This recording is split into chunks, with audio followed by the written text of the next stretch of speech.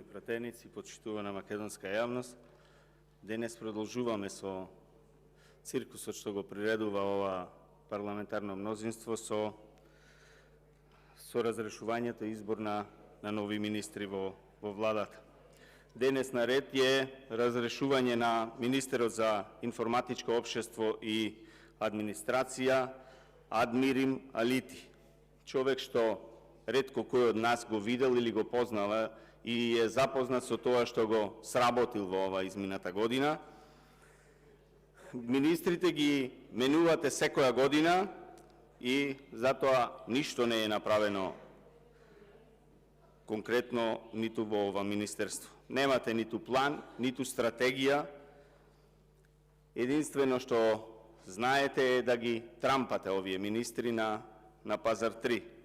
Најголем успех од она што може да се најде за овој министер, доколку прогуглате за овој министер, ќе видите дека најголемиот успех за овој министер било тоа што во балансерот успеал да вметне 31,5% албанци наместо 24,3% колку што ето и по пописот излегува.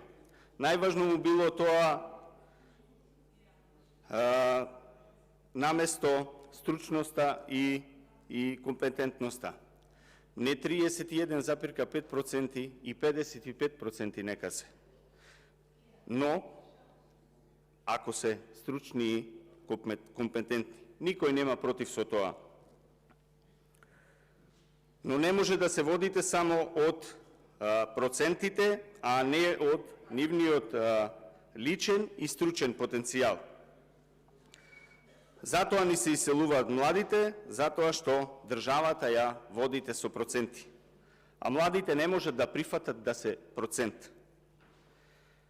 Понатака, за оваа влада најважно и за функционерите од оваа влада е да отворат фирми за производство на струја или за производство и одгледување на марихуана. Па така сите наеднаш станаа инвеститори наместо министри и премиери и водат сметка само за нивните лични бизниси, наместо да водат сметка за интересот на граѓаните.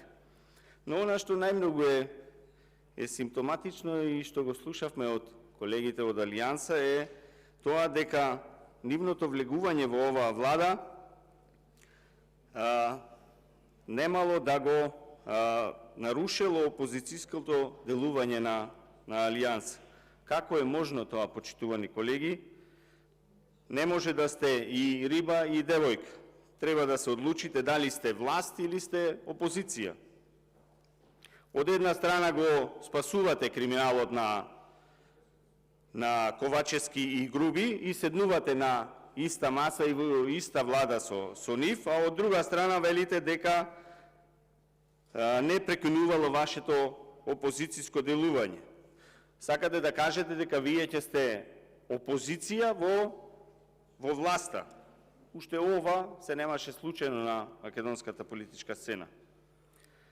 Од ДУИ и СДСМ кажуваат ова било за проширување на Европскиот фронт, но ова не е, почитувани, проширување на Европскиот фронт, туку ова е за продолжување на криминалниот фронт на ДУИ и на СДСМ, за продолжување на крадењето, за продолжување на пустошењето на Република Македонија, за продолжување на провизиите и тендерите, за продолжување на криминалот.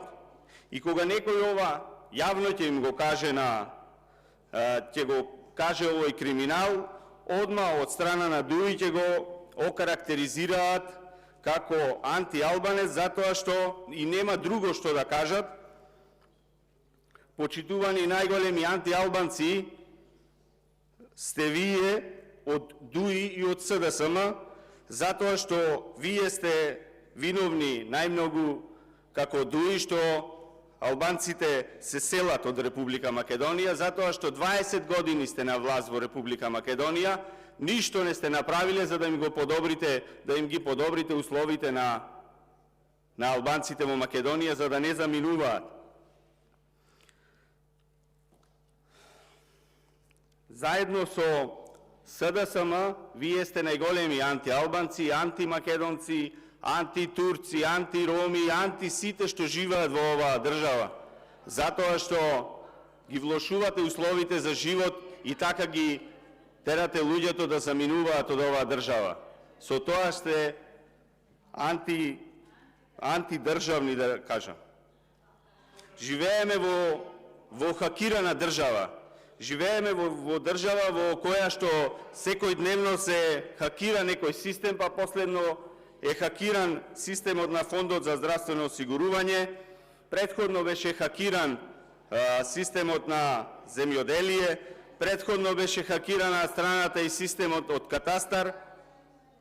За овие хакирање има две варијанти. Едно е дека овие хакери ве виделе дека сте неспособни и не знаете да се справите со овие случувања и ве уценуваат за да ви ги вратат податоците од базите на податоци.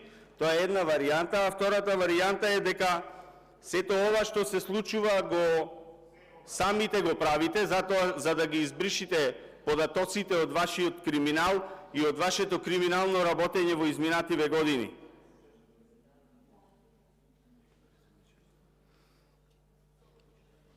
Праксата што ја имавте да ги палите архивите од одредени институции пред да замините од таа институција, сега само се спроведува во дигитална верзија, така што ги бришите системите и ги бришите базите на податоци, за да не оставите трага за вашиот криминал што сте го правеле во годините. Може да се смеете, колешке, вие колку сакате, но тоа е вистината. Може ве погодува вистината, но треба да ја слушнете и треба да ја знае македонската јавност што се случува во оваа држава. Ова е единствено нешто што вие во овие изминати години сте го направиле на полето на дигитализација. Тоа што ги бришите базите на податоци со вашите криминали. Затоа кажав дека ова е Пазар 3 влада, Реклама 5 влада, Купи продај влада во која што дуи е купи и ја купи цела држава, а СДСМ е продај затоа што продаде целата држава во овие 5 години. До таму ја влошивте состојбата во Република Македонија, што ни пари на заем повеќе не ви даваат. Односно, министерот Тупанчевски, кој што го трампавте на Пазар 3, не ви ја подпишува еврообврзницата, затоа што знае дека тие пари ќе ги проневерите и ќе ги искрадете, а тој што го трампавте на Пазар 3 ќе треба да ја сноси одговорноста за сето тоа. Пари на заем знаете на кои не се дава. Не се дава на нестабилни луѓе и на нестабилни влади, почитувани. И вие да треба да дадете пари на заем на некого, прво ќе видите на кого му давате пари. Сигурно нема да му дадете на некој што знаете дека со парите ќе отиде директно во казино. Ете таква ни е оваа влада, казино влада, во која никој нема доверба па да ни даде пари и на заем. Пари не зедовте, но и пропадна евроврзницата од 600 милиони евра, но провизиите ќе ги платите на тие 4 финансиски институции што ги имавте ангажирано за ова евроврзница. Провизии плаќаме за се, затоа што не сте способни ништо да изградите. Ќе плаќаме 20 милиони евра оштета за неизградениот клинички центар во Скопје. Плаќаме провизии за недовршениот клинички во Штип. Плаќаме провизии и камати за неизградениот автопат Кичево-Охрид. И ние само плаќаме провизии, а ништо не се работи. Од толку меѓусебни расправи и препукувања, оваа влада наликува на една турска или индиска серија, каде што се караат и на крај ќе се земат. Така и ова коалиција на крај ќе се земат. Ви благодарам. Реплика